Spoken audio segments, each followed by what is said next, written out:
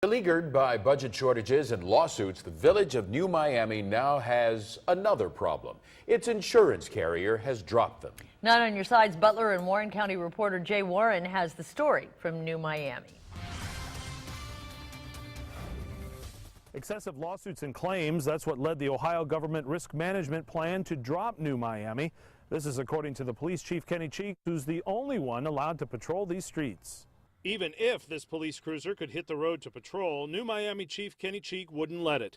That's because he's told all of his officers they can't come to work because their cruisers are no longer insured. I did not ground my officers. I did send an email and have spoken to each and every one of my officers on the phone, but that was at the advice of my superiors. And what did you tell them then? Basically, I told them at this point that, for them not to be here to work.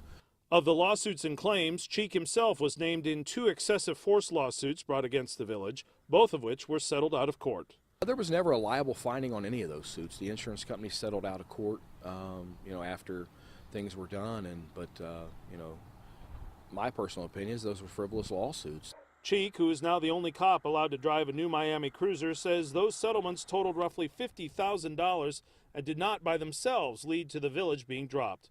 I talked to Bob Larson of Larson Trucking, who says the lack of police presence was noticed. People were asking us about it, and of course we don't know either because everybody's being real closed-mouthed about it. We did notice there was a lack of police around here. But what if there's an emergency and someone needs a cop? Well, the Butler County Sheriff's Office would respond. There was a time when New Miami did not operate a police department. I asked Larson if that should happen again.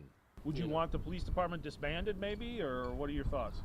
Well, they've been disbanded before, and it worked. It did all right, with the sheriff's department here. We were all right with that. The chief says currently the village is self-insured, and right now he's shopping around for new insurance. Jay Warren, 9 on your side, New Miami.